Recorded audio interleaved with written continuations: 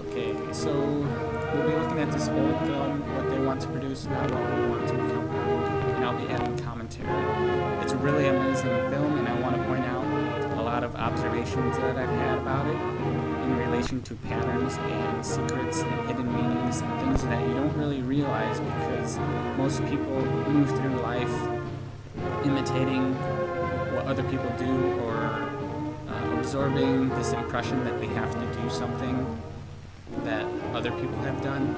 And this video explores the education system and the thinking process that gets instilled in you from a young age, and how the teachers want to make you think for yourself. Okay, and you notice in these clips a lot of the people are just moving along, following the people in front of them, doing what everyone else is doing.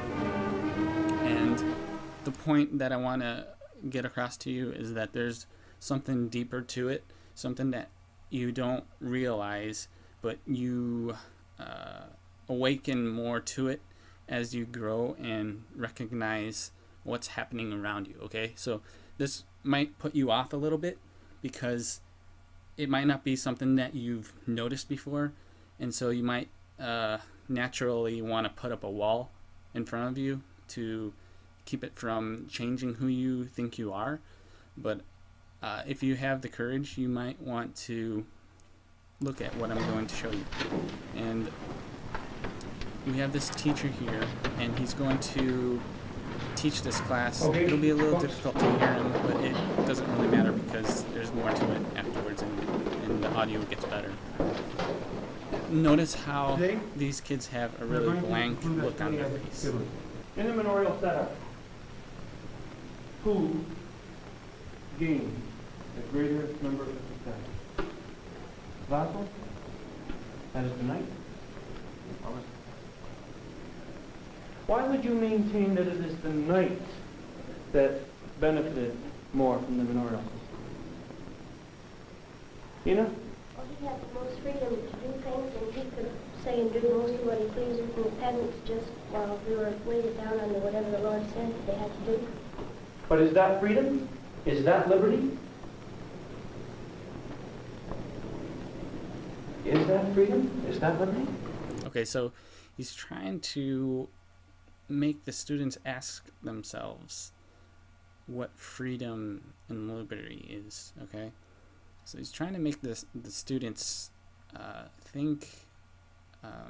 Well, notice what he says next. Lorraine?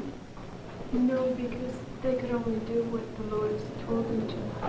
So they really didn't have any freedom. Okay, so the students are under the impression that they could only do what they're told to do. Notice what they're told to do. Exactly what the teacher is doing to the student, okay? And they're absorbing the patterns, the behavior, okay? But you're suggesting that there is a restriction on his freedom. But isn't there also a restriction on your freedom? See, he's getting the point across that this relates to the student. It relates to who you are that's happening right now. It's not just the past, okay? He's emphasizing the freedoms that the students have. So let's see. But don't you think you're free? Don't you think you're free? So he's emphasizing this question, and he's making the students question themselves about their freedom and what they should or shouldn't do based on what the teacher is telling them. There's a restriction on everybody's freedom, I think. And let's see if the rest of you agree with that. Yeah. Okay, so now it transitions to this younger crowd, and that doesn't have as many patterns instilled in them, okay? Susan, something else. Remember what we said about the little boy?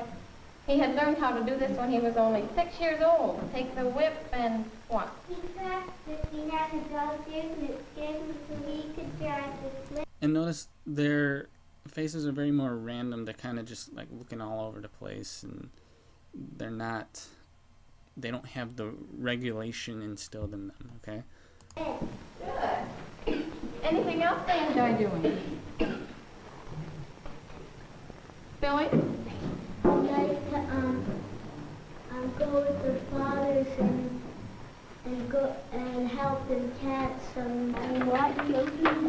Careful there.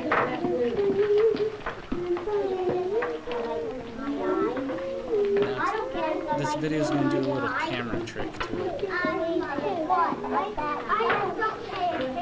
to emphasize a certain hidden meaning. So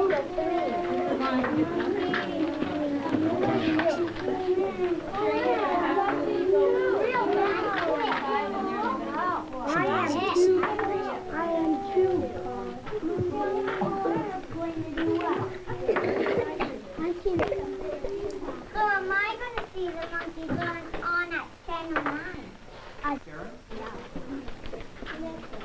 So did you see that? This kid looks back, and basically they cut to a different scene to emphasize this thought process in this child of looking for acknowledgement as to what they've done. Okay, so there's a Well, pattern. many children learn very early how to fit. Many of the children, they find out what you want, and they give back to you what you want. And they never question you. They never rebel. They simply slide through the system. Aren't they going to be well-adjusted, happy citizens? They aren't. They've learned how to cope with the school system. But suddenly, when they're 22, 23, they look around and they don't know what it's all about. And then they start looking back at the school system and saying, you know, what did you do for me? What did you do for us? The thing has to change. There's Okay, so this person here is noticing, starting to notice what's going on in the world, okay? This secret, this hidden behavior, this hidden pattern, okay? It's in everything, okay? And it's just amazing, this film. Okay, so she notices that the kids are just doing what they're told to do, and and she doesn't realize there's more to it. So she's seeing one side of it, but she's waking up to this change. She wants change, okay? And change is a big key word here.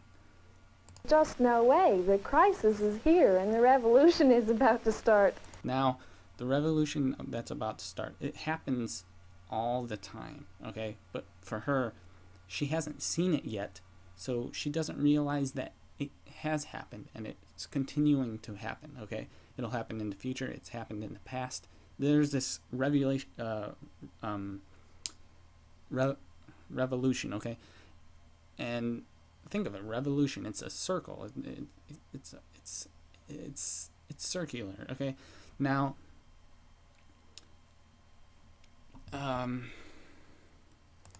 If it didn't start yesterday, it's certainly starting today. And see, like, I didn't even know she was going to say that, but it emphasizes what I just said. Like, if it didn't start yesterday, it's going to start today, all right? Now, she's telling this truth without realizing what she's saying, okay? And this pattern, this reality occurs in every moment, okay? We don't realize it's happening, but it's there and we have no control over it, okay? Now, all that we can do is awaken more to it and understand more of it. Now, for some, it's a little hard to take in because it questions their freedom, all right? Their freedom. And I'm still learning about this, and it's one reason why I'm creating this video, because I want to explore it. I want to find new ways, new angles, new sides to it that I haven't seen before. And by composing my thoughts, it'll allow me to see them because everything that I do, I'm in a way unaware of it, but there's a truth to it, and it just does it, okay? So let's continue watching and see what we could understand from this. It just doesn't work. What's the revolution about?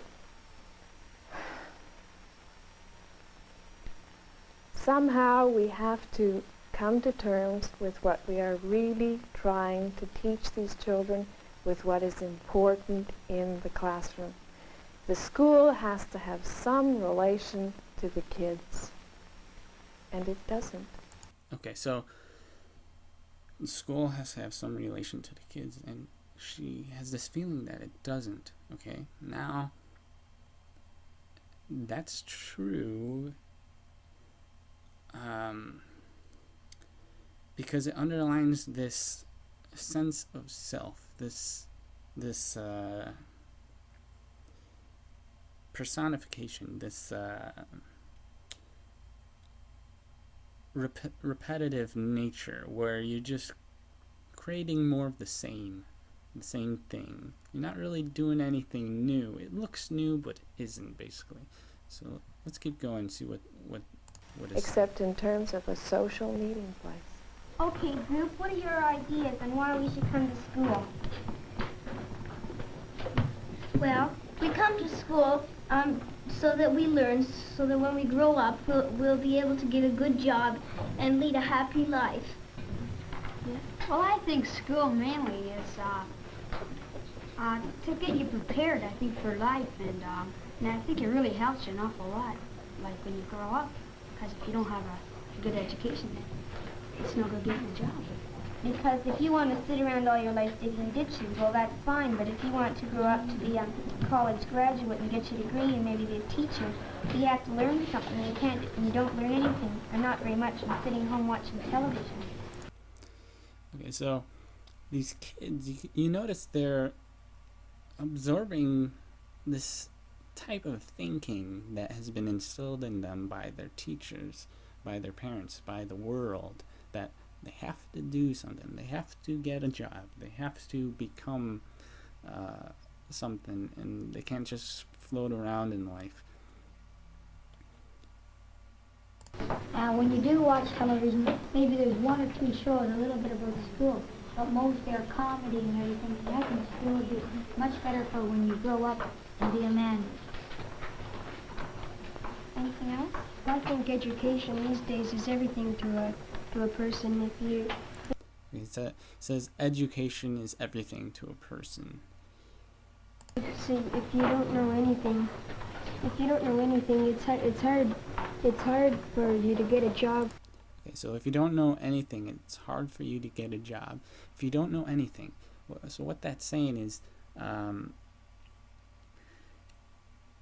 if you have no way of controlling yourself, right? If you don't have any knowledge, if you don't have any understanding about you and your relation to the world, you have no job, you have no way, you have no type of work, no type of function. You're just kind of unconnected. You have no relation. And so it's the relativity that is being instilled. Tell me about the pattern, and we're all forced to see this pattern, and we don't really realize it until later on as we grow and start recognizing it. But we're doing it every moment. We just, well, you'll see. about on Monday you're having a vocational guidance teacher coming, is that right? Mm-hmm. And what are you going to talk about with that teacher? Well, he talks about the choices we chose on our pink option sheet, and he asks us why we picked this, and he discusses it with us, and he tells us if he thinks you can, or he doesn't know if you could make it or not, but that's about what he talks about, and he tries to get you going into the right line of work for you. And how does he do that? Does he talk to you about what you want to do? Yes, and then like say you picked a 5-year course and you're just an average student and he doesn't think You could make the 5-year course. Maybe he'll talk to you and discuss it, why you can't make it, and I think that's about all. I'm going on to the 5-year course, and actually, I don't know if I could make it or not. I'm just an average student, and I think I'll take what the guidance counselor says would be best for me, because I don't want to make the wrong choice in school myself. And do you think he knows better than you what you want to do? No, he doesn't know better what we want to do, but he knows better by your marks what is suitable for you. Okay, so she is, well, she's kind of a victim of the system, okay? By the marks. She says by the marks. What that's really meaning is that the guidance counselor is impressing an idea about herself, about what she's doing, and the guidance counselor, whether that person realizes it or not, that's what's happening, right? There's a reminder to fit in, to repeat what's happened in the past, to be like your other selves, basically. So by your marks,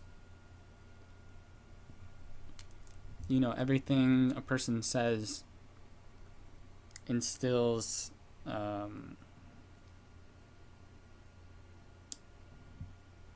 signals. It sends signals, and then you receive them, and it forces you to change or react. And you could either imitate it and fall in line, or you could get deflected and go another way, basically. But the kids, they're more sensitive to the facts, to the truths, because they haven't chosen what they want yet. And because of this, what they say is more clear cut, because they feel it more directly, because they haven't been softened up by experiences yet. All of this is new to them, okay? He knows better, so... See, they're under the impression that they know better. Like, they don't know how to question whether something's right or wrong. They just assume it's the way of going, okay? And if it makes them happy or not, they have no control yet, because they're programmed to listen, to absorb all the sensations, all the information that the world puts into them, okay? It's a constant learning process. I think I'll take his advice. Do you also believe in what the guidance teacher will tell you? Will you necessarily follow his advice? Yes, I think I will. Have you made up your minds about what you want to do now? All of you. I'd like to be a veterinarian. My parents say if I'd like to be one, I could work to be one.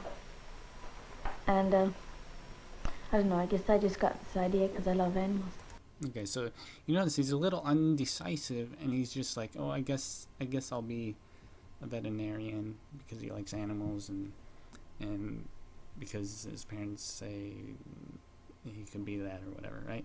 So he hasn't really chosen it. He's just kind of going with the flow of things based on his surroundings and things he's been kind of born into. And it's kind of difficult to describe all these patterns because there's different ways of explaining it. This person wants to be a veterinarian, another person wants to be something else. So you have to use different terminologies that connect with different people. Well, I'm gonna be, like, I'd like to be a detective, or like adventure and that.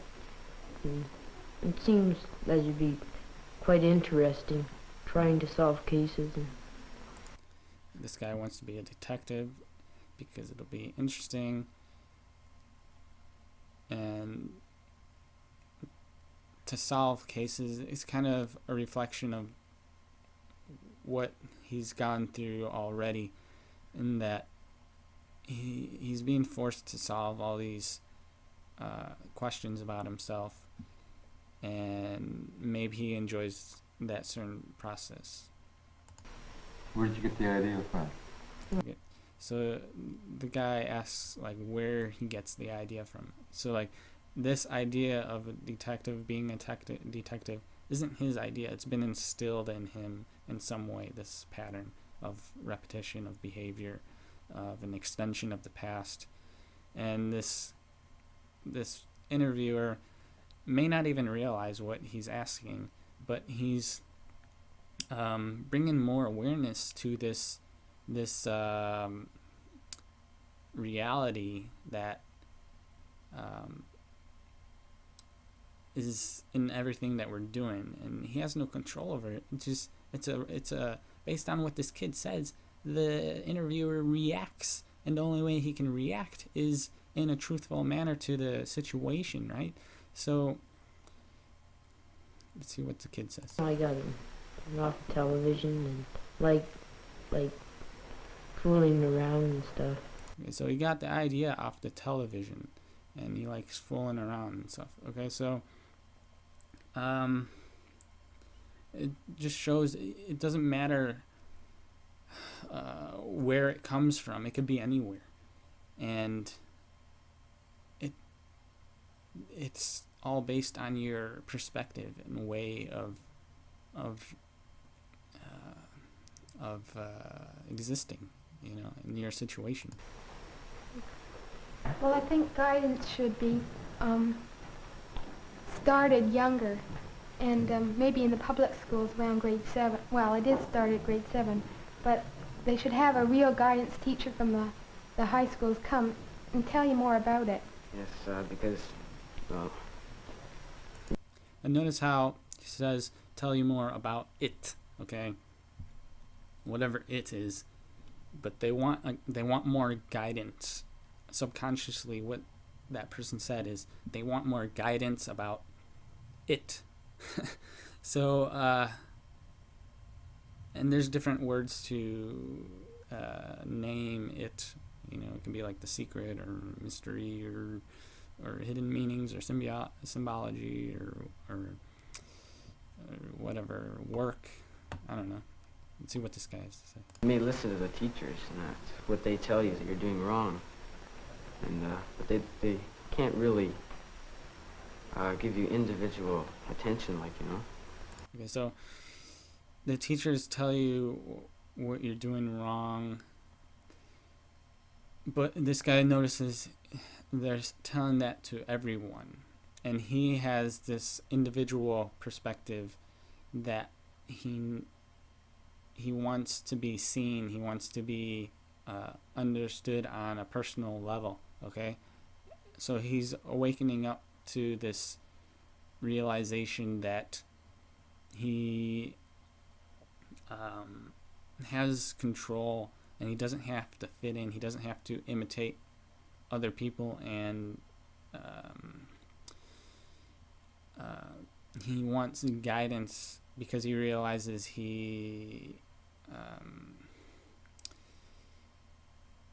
he's like alone or something. I don't know. Let's see what else he has to say. To guide you through it, and the guidance teacher at the high schools, I think they can. Okay, so he basically wants more guidance. And notice how I'm just interpreting these scenes in my own way, and there's different ways, and by doing this I'm also learning from it as well. I think one of the biggest farces in high school is the guidance. That's true. I can't get over. When I was in grade 9, they told me I could not possibly make it to grade 13. Go into a commercial course, little girl, you know, right? My parents balked, and I hate typing and this sort of thing, and here I am. But, you know, they wanted to put me in a commercial, and what they do with kids, they filter them into so many different things. Kids who have brains and intelligence and Well, they and need a who certain are- amount of kids in the tech wing, so, you know, they're probably told to put a certain amount of kids in the tech What a wing. time to classify. Yes. And giving the person no choice. Our guidance. Okay, so this kind of emphasizes the need for guidance, okay? And I just realized it now, one way of explaining it is that I am creating this sense of guidance, you know, for myself, right? They give you a sense that there is no choice, and this re-emphasizes this need for you to decide for yourself and have this guidance within you, this ability to do what you want and not necessarily what other people want, okay? And it's this realization that you do have a choice, even though other people, their choices are decided for them in their way. You have a choice decided in your way as well, basically. I don't know if that's a little confusing or not. It was absolutely useless. The only thing that I got out of it was, I remember we had a professions day, and everybody got up and gave what they'd like to be, you know, and some kid, I can remember drawing, one said he wanted to be a mortician, so, you know, he drew stiffs on the board all over the place.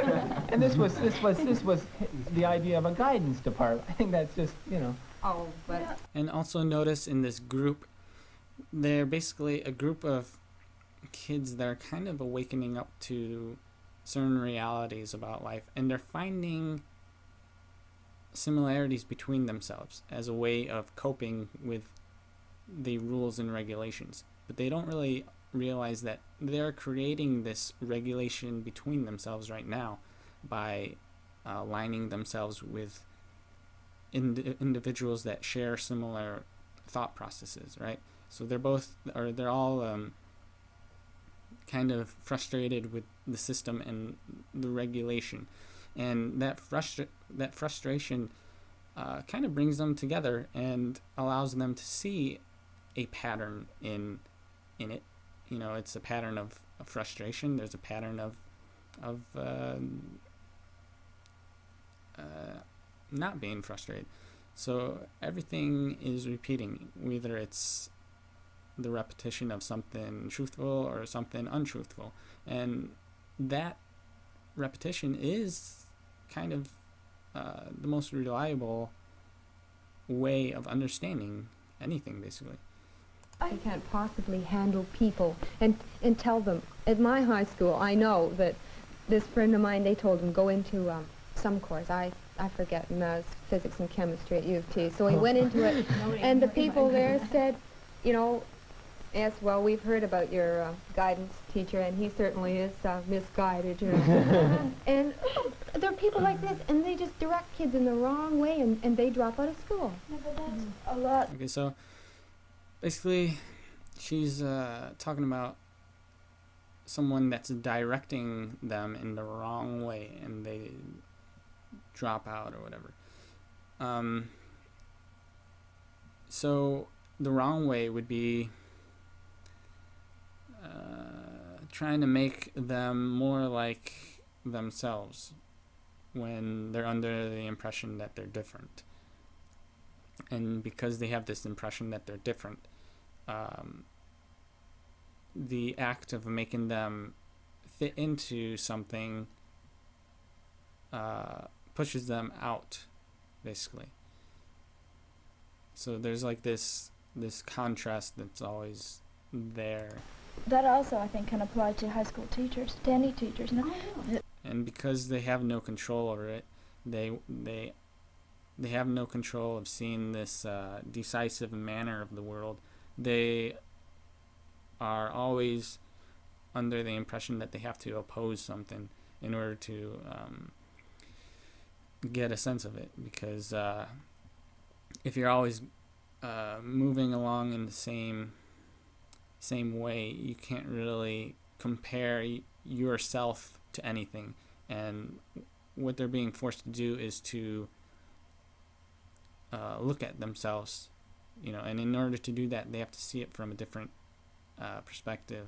So if they're being guided in a way that makes them feel too similar, they might be forced to flee from it, basically. The act of concern for the kids just isn't there, and especially when you consider. So again, emphasizing the concern isn't there for the kids. They're too interested in a prior system, a prior way of existing, and trying to force the kids into that system. That most of your time is spent at high school or at home, when you're doing homework. So much of your life just depends on school, and in a way, it's too bad that they don't take more of a concern for the person. I don't think that adults give children enough credit because they're creative. Okay, so they don't give them enough credit. They want more acknowledgement for what they're doing, and they don't want to be told what to do, basically. Things. No, they are. And they're very capable of learning things, and according to the education system, they're too restricted. They almost become automatons. Did you feel that it was as big a change from grade 8 to grade 9 high school as it was from grade 13 to first year university? No. First year university was, again, a breath of fresh air. I thought it was fantastic. When you were in grade 8, didn't you feel the same way when you came into grade 9? I know I did. Yeah, I thought it was big high school. I had all sorts of freedoms, I didn't have to hang my coat in a cloakroom, and I got my own locker. I thought it was, really...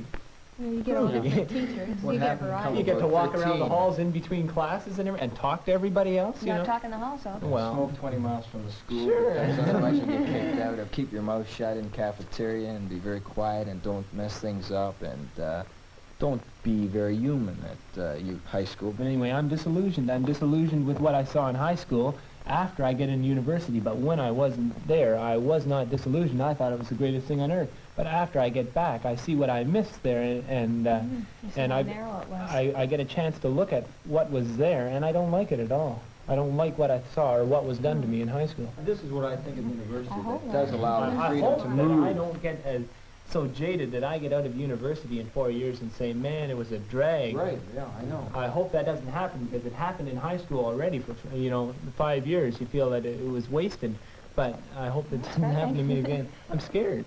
Okay, so you can see how they're beginning to act the same way that the teachers are doing, right?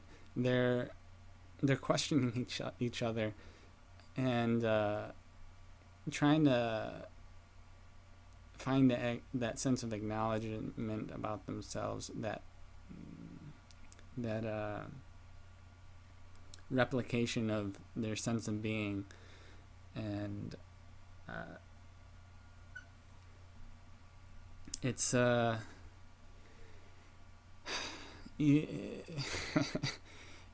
it's a natural process, and what I'm doing here is just trying to point it out, because it happens in every moment, basically, just in different forms. But don't you think you're free? So, don't you think you're free? And that's the same thing that those students were doing in the previous scene. They're asking themselves, don't you think you're free? Everybody's been telling you what you can't do, and I just want to do this. I can do this. Why can't I do this type of thing? And why I've been held back and that sort of thing. And so there's this quest for freedom, and everything is questioning everything else, why aren't you letting me do what I want to do, sort of thing. This teacher is telling these kids, why aren't you doing what I'm doing? Aren't you free to do what you want to do? And I'm here telling you what you can do, and you could do exactly what I'm doing here, and questioning you too. about, the things that you do. So these patterns in life serve to awaken this reality, this enlightened state, this understanding about the spaces between each other, the stuff that holds everything together, this relativity and way of seeing yourself in everything else. But because we don't see ourselves in everything else, we keep projecting it, trying to find it in everything outside of ourselves, right? Which is, well, it's an interesting process. Well, you're expected to kind of sit there and just listen, I suppose, or take it all in and ask the right questions. That's important. You're not expected to, say, be human, in that you're supposed to sit perfectly still. Things like that. You're not allowed to be, like, if you felt like getting up and going out and getting a drink, or something like that before the period was over, or taking your sweater off, or asking a question that maybe wasn't right on topic, you're not supposed to do this at all. You're expected to be their idea of a good little boy. Norm, how do teachers let you know what kind of person they want you to be? You've got it figured out. How do you know it? How did you learn it? Well, I imagine I started learning it a long time ago, when they teach you to sit still. Imagine, and keep quiet, not put your hand up too often, not talk, class, and don't chew gum, things like that. That's how you learn it. How do they teach it? What power do they use to get you to do that, to sit still, to not talk? Well, whatever they need, they have. Give me an example. You mean an example of the power they have? When you're in grade 8 and a teacher's trying to teach you to sit still, how do they do it? Oh, you know how to sit still by grade 8. In grade 8, it's if you're already violating a rule, you already know you're supposed to sit still. Then it's entirely different. I suppose in the beginning, when you're first learning it, they do it just by telling you to do it. How come... Okay, so I want to replay that part because it's really interesting. He's, whether he understands what he just said or not, is... it's true regardless, because he's a reflection of the reality that's going on, okay?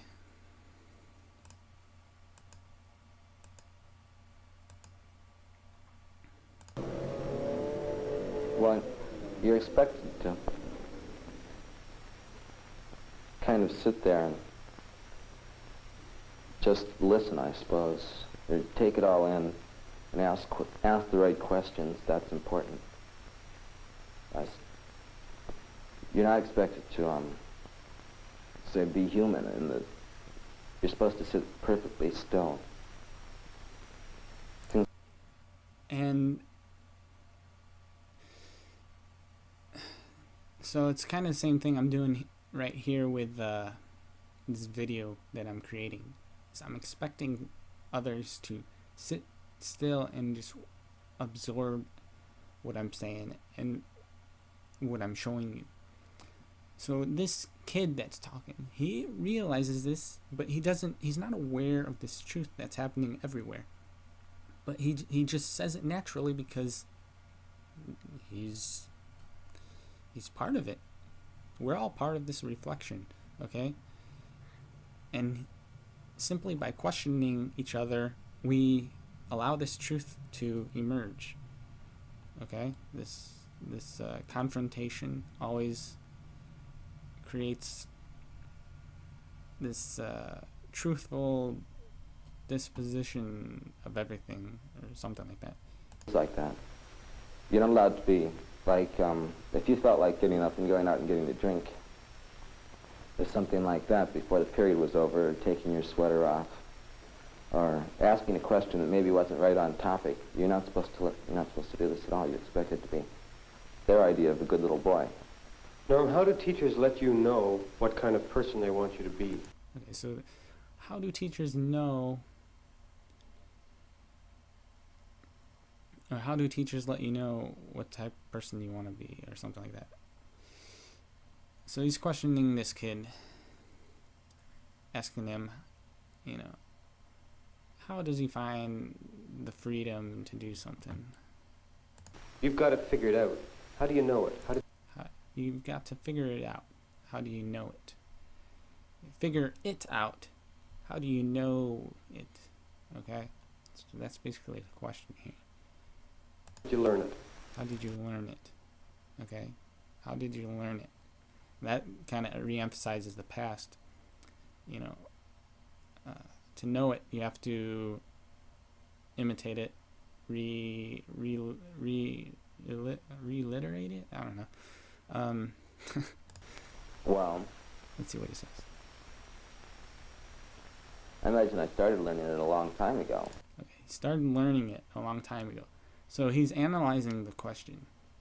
He's trying to find a truth in it because he wants to be correct. He wants to be acknowledged as an extension of the truth that's being asked. Okay? So it happened a long time ago, this truth, this pattern. When they teach you to sit still. Okay, they teach you to sit still. A long time ago when nothing happened, basically, is what he's saying. Okay? A long time ago when there was nothing. There's this message, okay, that's being transmitted, echoed, basically. And keep quiet. Keep quiet. Not put your hand up too often, not talk. Class, don't chew gum, things like that. Okay, so it's instilled in them something that is silent, something that's hidden. It's instilled that there's a silence, that there's something inside them that they must do, that they must be calm about, or whatever, right? That they're not aware of. So he himself is saying this, okay? But he doesn't even, he can't realize it. He's not there yet. He doesn't have it all yet to see it. He's doing it, but he's not awakened to it, okay? He hasn't recognized the patterns yet. He's just creating the patterns.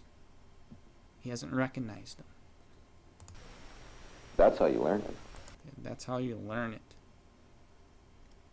By finding that silence, that thing between everything, okay? How do they teach it? How do they teach this reality, this mystery, this hidden truth? What power do they use? What power do they use? To get you to do that, to sit still, to not talk? Well, whatever they need, they have. Give me an example. You mean an example of the power they have? When you're in grade 8 and a teacher's trying to teach you to sit still, how do they do it? Oh, you know how to sit still by grade 8. In grade 8, it's if you're already violating a rule, you already know you're supposed to sit still. Then it's entirely different. I suppose in the beginning, when you're first learning it, they do it just by telling you to do it. Okay. They do it just by telling you to do it.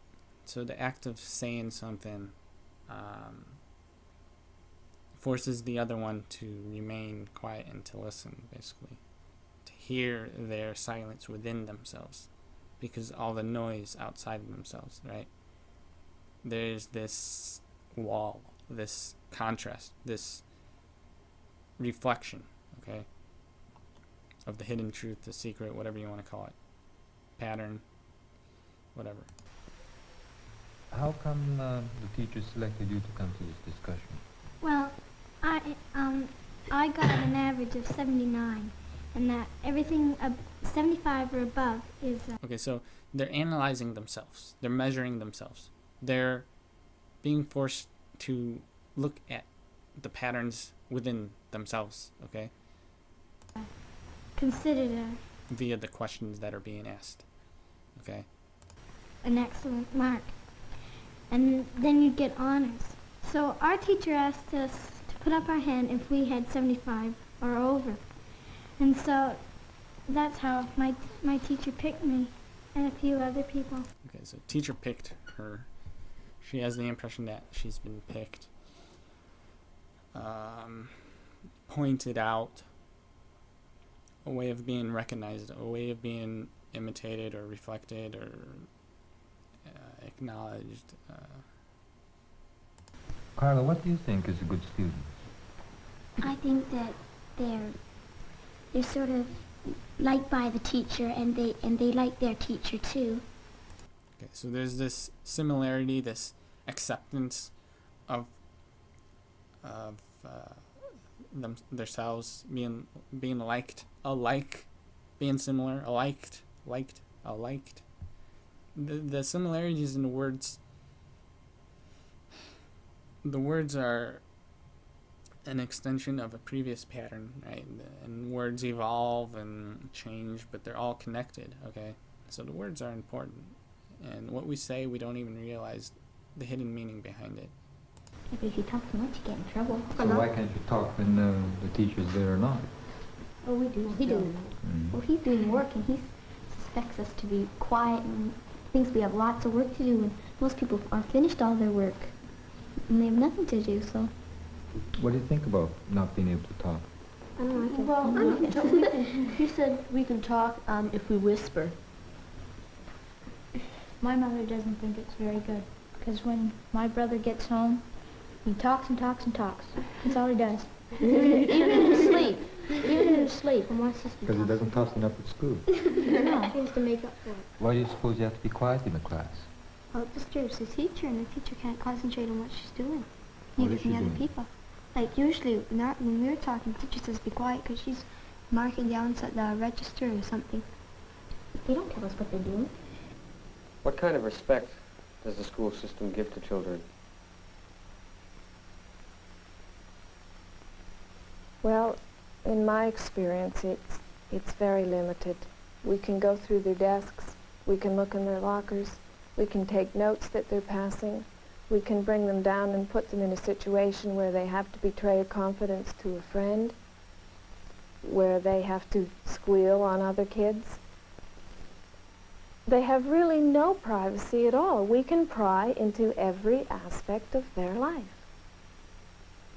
But guidance counselors and others would say this is done out of a concern to help them. What do you think about that? I think in many cases it probably is. And what's the result? Can you help kids this way? What kind of environment and situation do you create, in fact?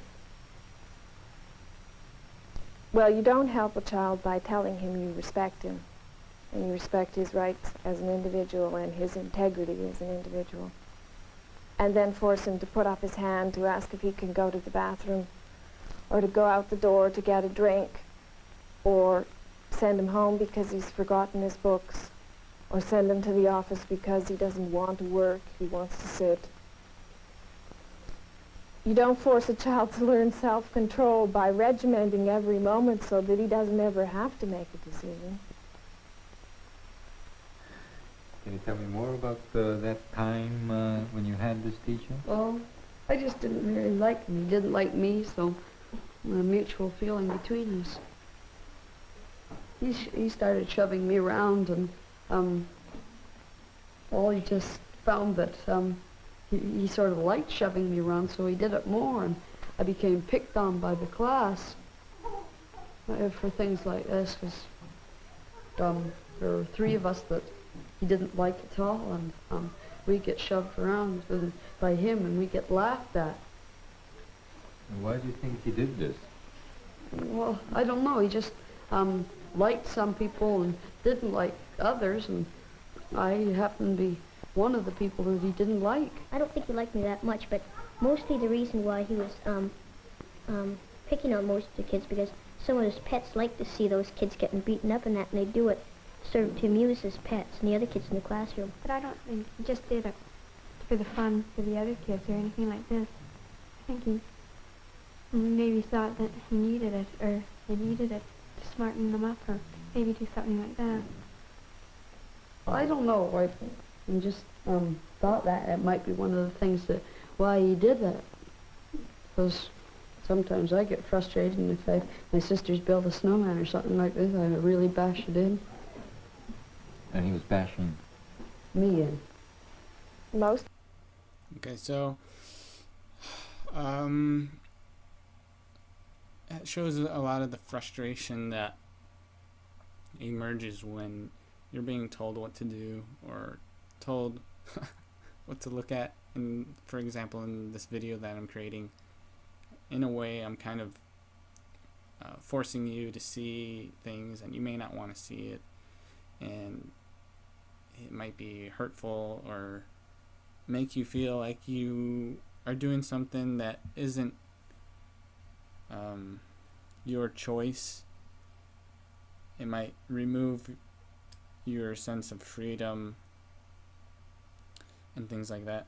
And in the kids' case, they were talking about how the teacher may have needed or had a desire to gain a reflection of themselves, a re-emphasis of who they are, because by questioning the students and kind of prodding them, that behavior gets instilled in the student as well, and it's kind of a natural thing. So it's kind of the same thing that I'm doing, is I am prodding viewers out there who are watching, and it's not necessarily a good thing, it's not necessarily a bad thing, it's just something that happens in everything basically, because it's the system basically, right? It's a way of providing the patterns and allowing each other to connect and relate. So a lot of things, they can be seen as being done with a malice if it's too forceful or too selective. The observer might see it as being out of line because it's too direct, maybe, I don't know, and because it's too direct, it might instill this aspect of being marked, being graded, being characterized, and it's that process that's kind of dehumanizing, I guess, I don't know, or removing their sense that they fit in. So in one sense they want to fit in, but in another sense they want to have their individuality. So like there's that choice, do they fit in or do they stand out? And by questioning others, it kind of allows them to decide that. And it doesn't matter where they go from it, but the more that they're subjected to it, because they have no choice of being subjected to it no matter where they go, the more chances they have of recognizing that it's repeating and that they don't have to just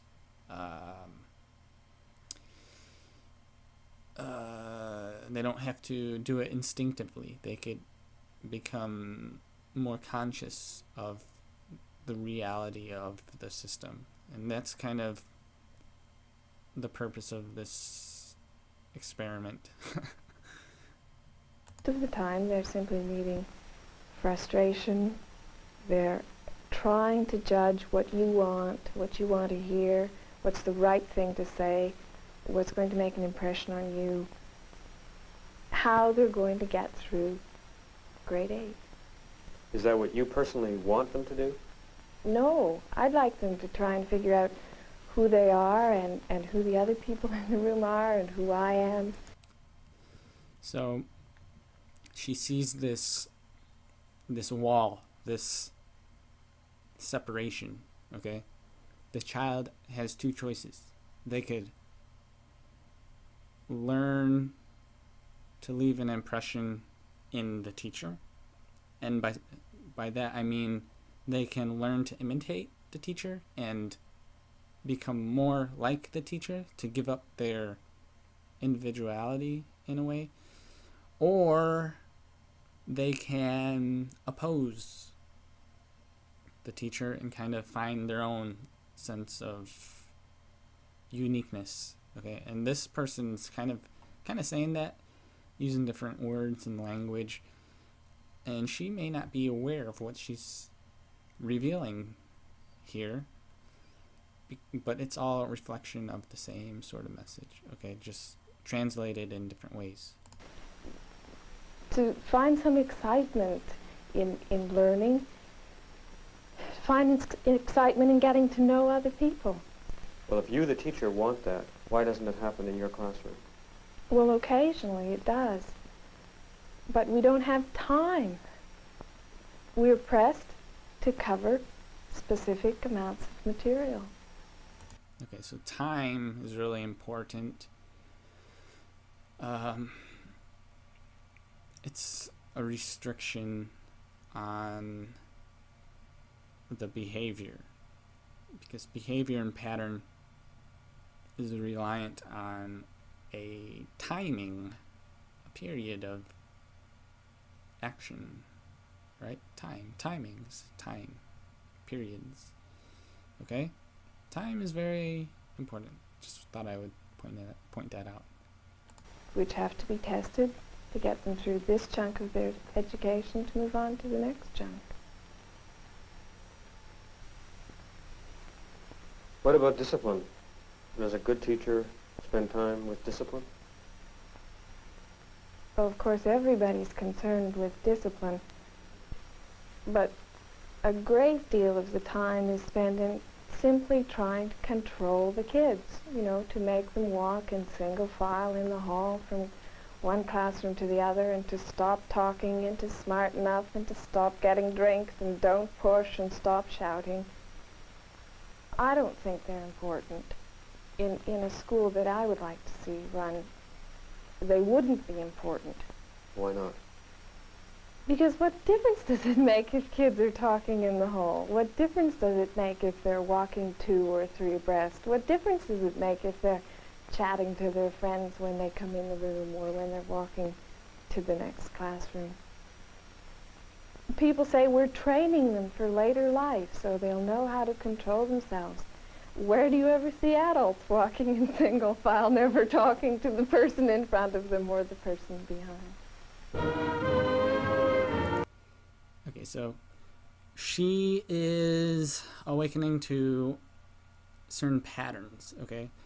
She's questioning, where in life do people follow each other in line?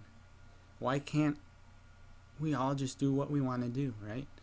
So she's getting frustrated that she has to fit inside the system and go along with what everyone else is doing, okay? And she's asking, what difference does it make? What difference does it make if someone does something else, someone does something differently, right?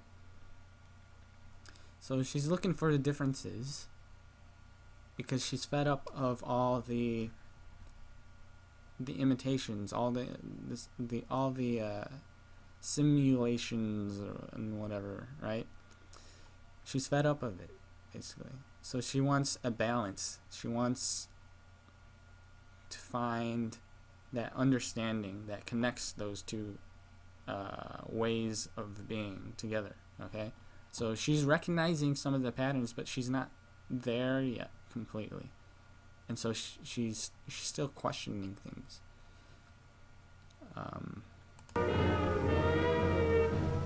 And I know this video is going to be really repetitive, and I kind of apologize for that.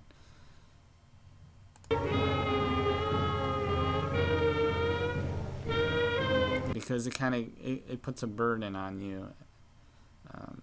It kind of forces you to fall in line to my way of thinking, but I don't know.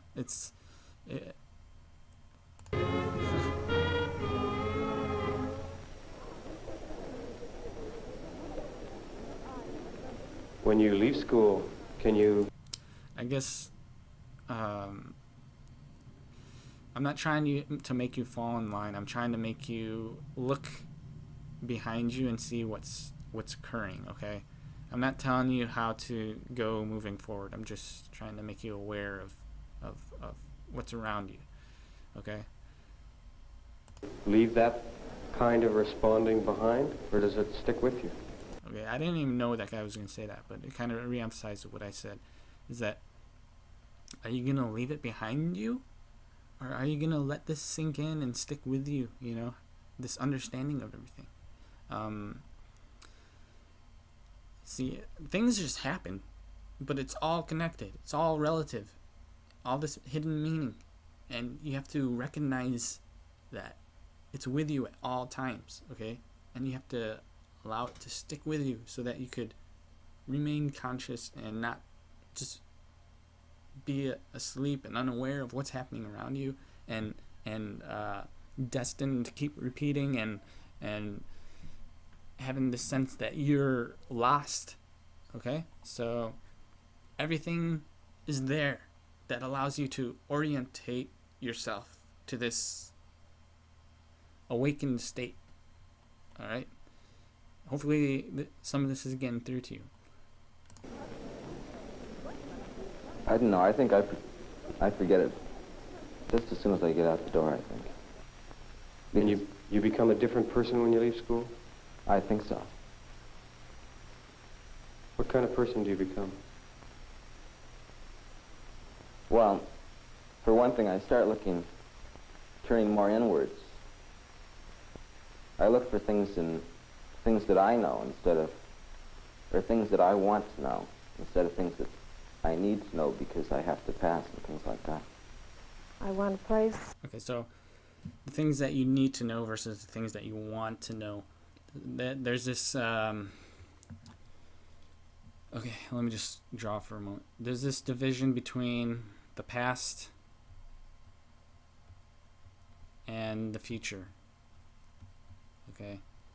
And the future are the things that you want to know, the unknowns, the mysteries, the secrets, whatever, okay? It's all in the future, all right? The undecisive aspects of yourself that haven't learned about their past or whatever. And you have the past, which is the things you need to know, all right? And it's in the language. I mean, you just interpret what it says and see it for what it is. Don't try and have any preconceived ideas about it, because it's there. It doesn't change anything, right? In the past, it's in the past. It's all recorded, and you can't really change it all that much, except for the way that you interpret it in the present moment. Okay, so the things you need are in the past. And does it stick with you? Does it stick with you? Or do you just let it go? So does it stick with you? Okay, now what that means is are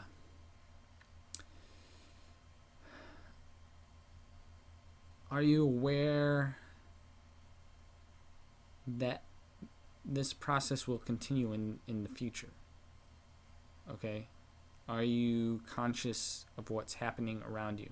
Okay, if you are in the middle, let's say this person right here is in the middle, this stick figure right here. If you're aware then you'll see the past being bent into the future, and the mysteries in the future will kind of be connected, be an extension of the past. So you'll be able to trace how things are affecting everything else.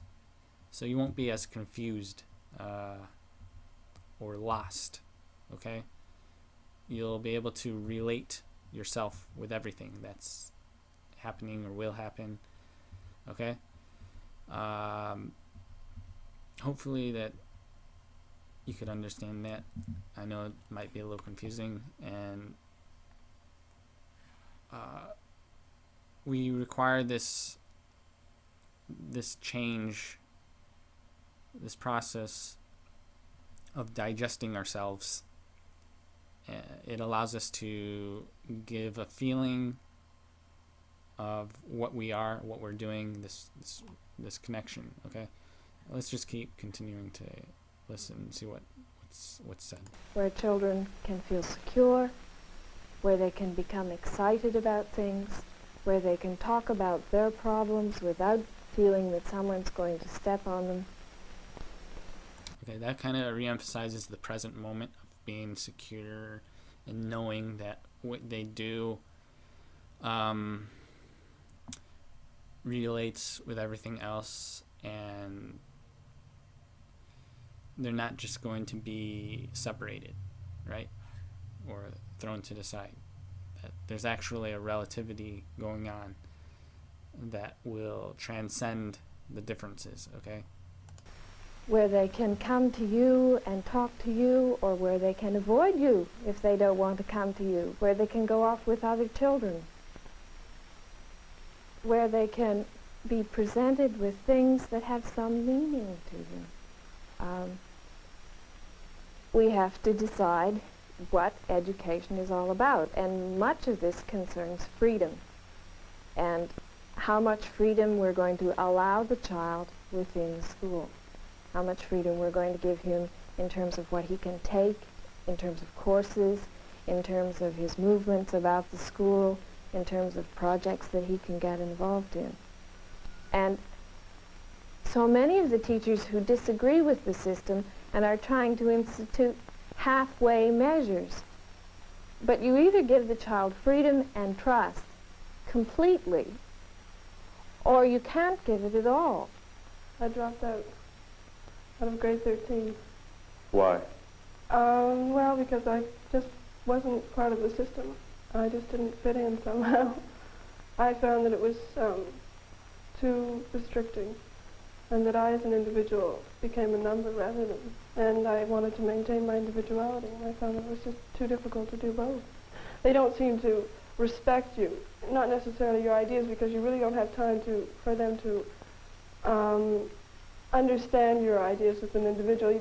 Okay, so she says they don't respect you, and what she's observing is that they don't imitate who you think you are. They're projecting this idea of what you should be or what you should become, okay? So they have this sense that they are different in some way. Let's see what else. The time is really the factor. You know, they don't want to sit down and talk to you because you want to be a writer. They're not. For instance, my principal yesterday said, he said, well, what is your ultimate goal? And I said, I want to write. And he said, oh, well, you don't have to go to university for that. Or, no, he didn't say that. He said, what do you have to do to be a writer? And I said, well, sir, you don't have to go to university. He said, oh, well, that's all right. You can quit then. And this was all very amusing to me, because this is what they think, you know, and unless you have some set goal, then there's no point in you being, you know, in school. And this is where, you know, there's no encouragement for what you want to do, because it isn't there. You don't find it in school. You know, you can't go into a library that is, you know, as large, as small as ours is, and sit down and read. There isn't time, and they don't encourage it. How did you feel when he took this attitude with you? Oh, well, I sort of, you know, I always laugh. That's the only thing you can do. You know, you just, I knew, I mean, I was set in my own mind that grade 13 wasn't right for me, and whether he was consistent with what I thought didn't matter. I was going to get out. I like to know that some people are going to back me and some aren't. And when he said, well, you know, you don't you know, what do you need to be a writer? I knew right there that, you know, there was, well, you know, his ideas were obviously contrary to mine, and he really didn't know. And it didn't matter to him, and it didn't matter to me that he didn't know. Okay, so, as you can see, there's this, they're not aware of it, but she's imitating the system. She's been taught to find a sense of acknowledgement about herself, because that's what the teachers did. That's what the past did, okay? They want you to fit into the system. They want, because that will feed their self, ego, whatever you want to call it. There's a lot of words for it, a lot of language. And because they feel that's the way to be, right? And these kids, they have been born with the sense that they're a new beginning, right? And they don't have to be an extension of the past, okay? They have their own perspective, right? And because of that, they feel the need to extend their unique perspective and find a sense of acknowledgement, a sense of that what they're doing is good and will continue to be there, or whatever, sense of survival or whatever.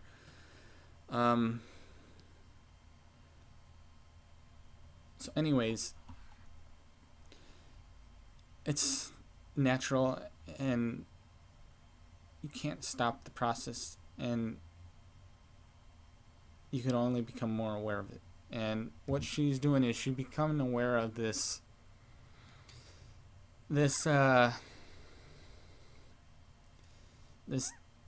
kind of disconnect, this division between past and future, okay? She's falling into it because a lot of things make her confused, make her appear different, while at the same time trying to make her appear the same, right? By making her appear the same, it challenges her realization that she's in a different time. She said time is very important, or like there's not enough time, right? So time is the limiting factor, or whatever, right? Is what they say, okay? The timings. Because I knew, and that was important. Some children learn a great deal, and these are the ones who get through our systems. They know what we want. They memorize the text. A child said to me the other day, "It's no problem to pass exams. I can memorize, but 2 days later I haven't the faintest idea what I've learned. It doesn't have any meaning for me." And this is the problem. The learning is not integrated. What they learn does not become a part of them. It's something to be spewed back on examinations. Mary, how long have you known how to play the system in school? Well, I think I've known since about grade 4. Grade 4? How did you learn way back then? Well, I just read a book on the solar system, and the teacher had taught us the solar system, and this came up on the exam. And I put down what the teacher had told us rather than what I thought, because this would give me marks. And did it? Mm-hmm, I got the highest mark. Okay, the highest mark. That's the language that she uses. But basically means that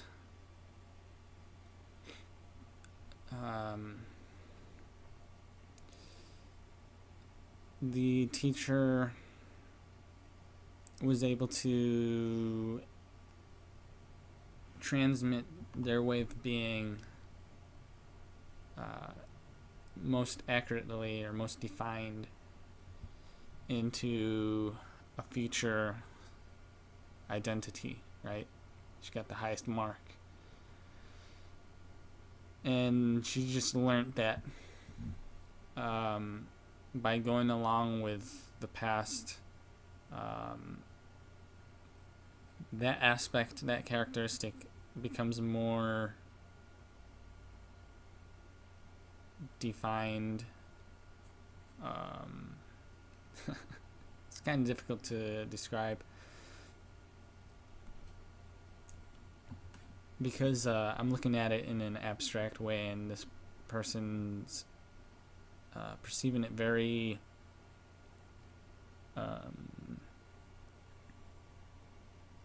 distinctly, I guess.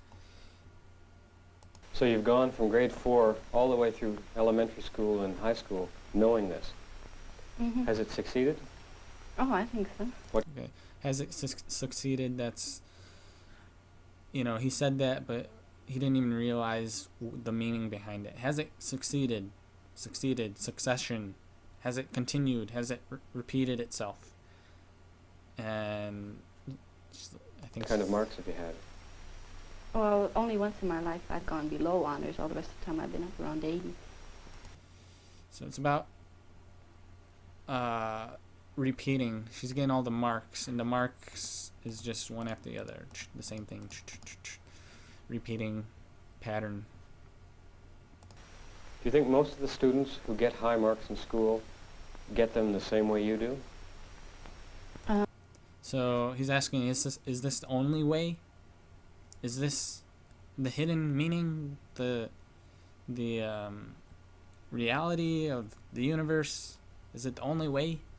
What about other students? What about their way, right? So it's another way of awakening this person here, unknowingly asking the question, right? The person asking the question has no control over what he asks because it's all a reaction to a truthful display of what's occurring, right? So he's asking, are there other ways? Are there other people doing this? Are there other people creating these patterns? Is it the only way for you to awaken to this reality? Are other people getting the same marks as you? Are they imitating the same teachers? Or are they creating other patterns for themselves, right? I think so, because I know the girl who gets the highest mark in English has the formulas down even more than I do. She knows exactly what to put, and her writing sounds kind of childish, but it's the formula and it gets the marks. Okay, so it's the formula. Like she says it's a formula.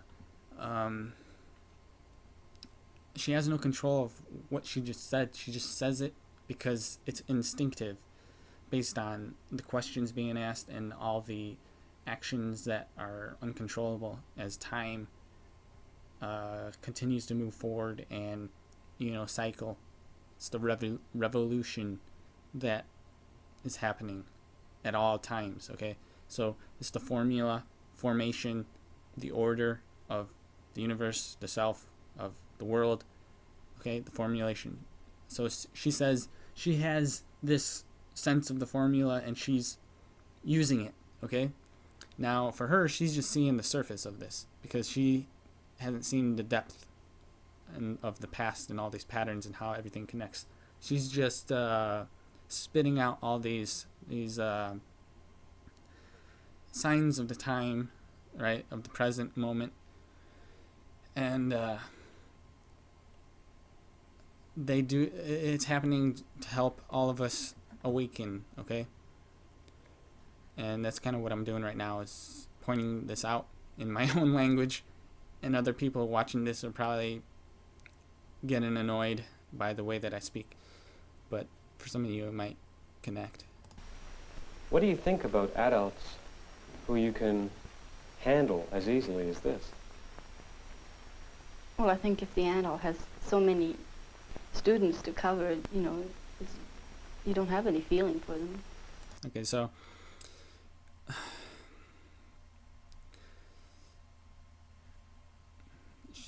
saying that there's no feeling because there's so many, I guess.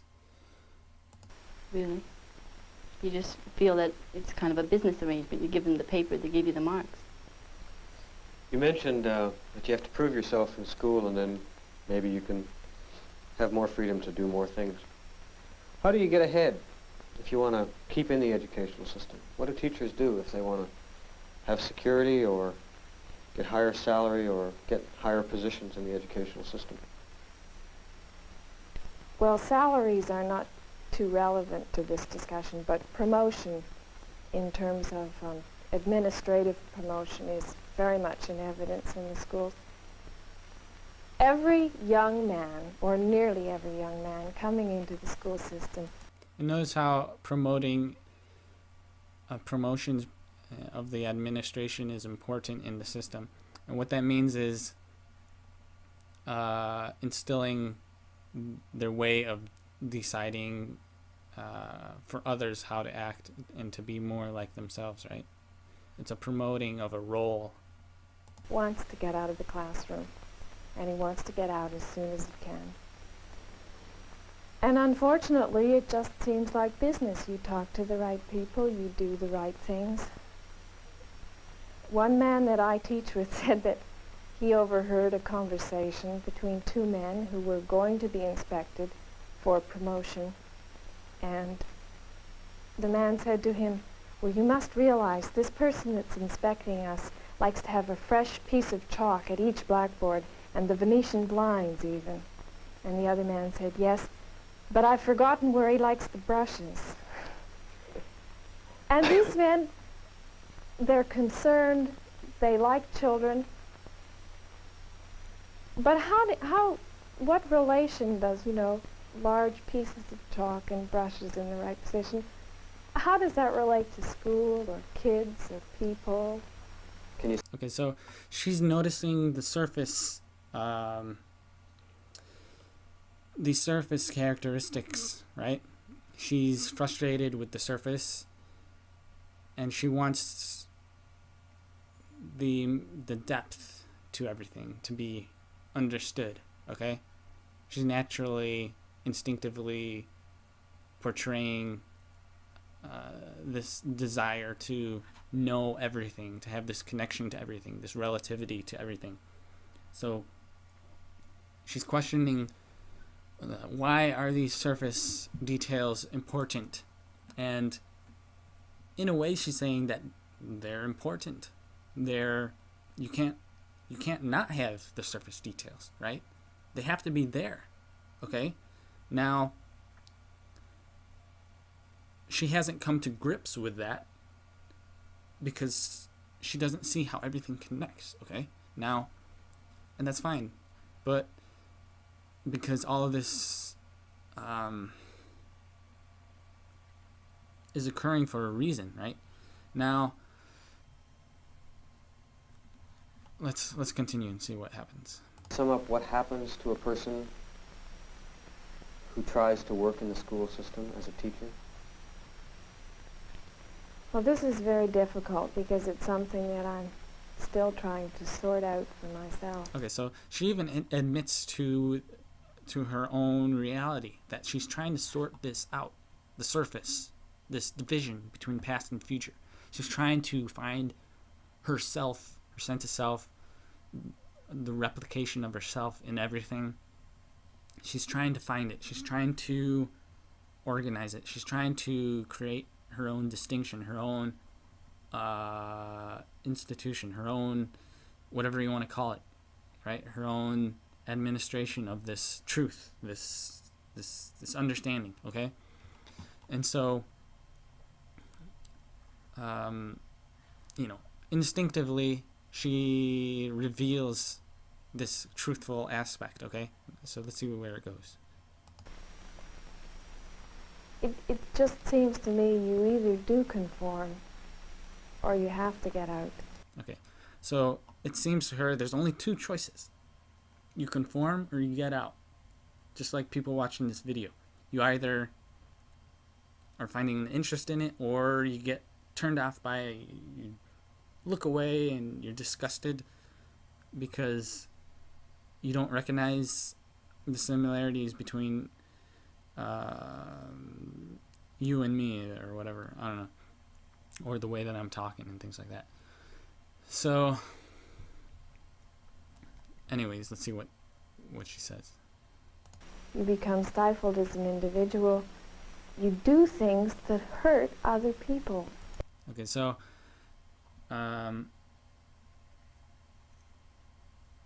you know, by being an individual, by pointing out these divisions, it leaves an impression that you're becoming fractured.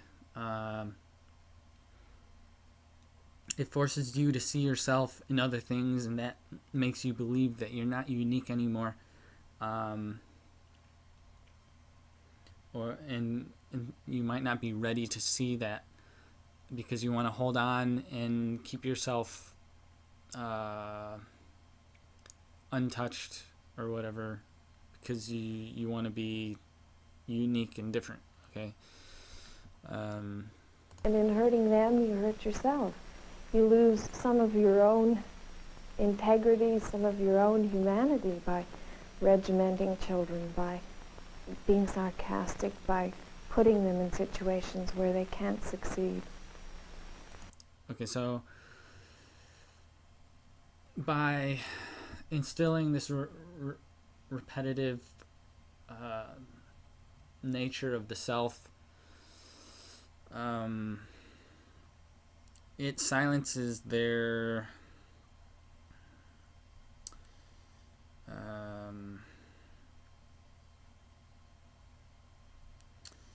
I don't know.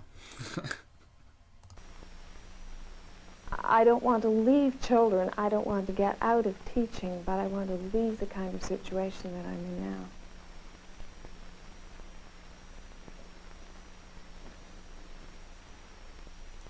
See, she wants to leave the situation, maybe because it's too confusing.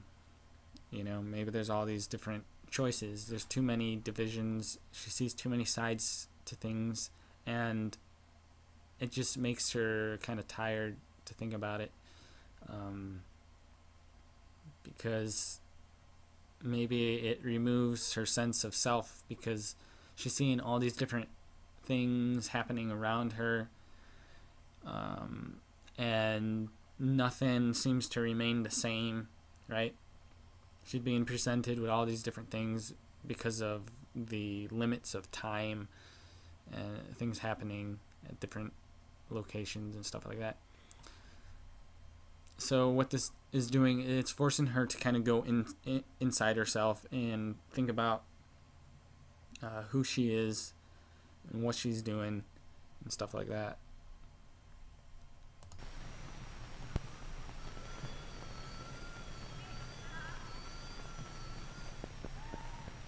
And in doing that, you kind of find this opposition to the noise, which is a type of silence or calmness, and this understanding about the relativity between yourself and everything else, okay? Well, Mary, you've described school as almost a con job by the student of the exams and the teachers. What about adults? Do you think they spend any of their lives that way? Well, I think most adults spend most of their lives that way. You have to make the society run smoothly. Everybody has a superior, and well, people being people, the superior likes to feel superior, so you have to have certain attitudes towards him and treat him in a certain way, you know, with respect and defer to him. So you do that if you want to get along. How do you describe society? A safe society. So she describes society as a safe society, one that respects each other and kind of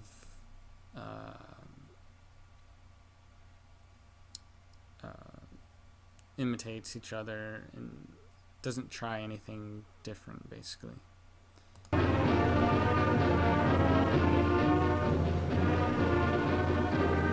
Everything's trying to like fit in and find a way to be their self.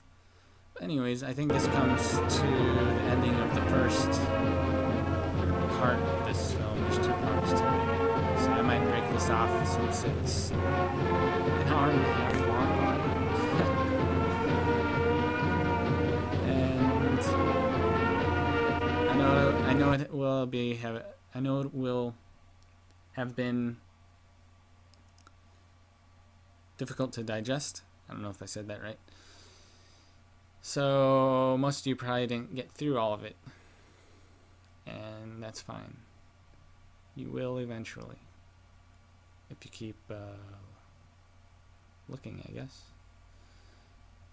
This was an experiment. If you want to leave feedback, go ahead. It will help me realize myself, allow me to see my reflection in the world, if you understand it. Or you could oppose me and try and cut me down and make me become all fragmented so that I could disappear again and reemerge somewhere else. That's fine too. I understand the process that you're going through, although I'm still understanding it more and more deeply, I guess. So I won't keep rambling. See you next time.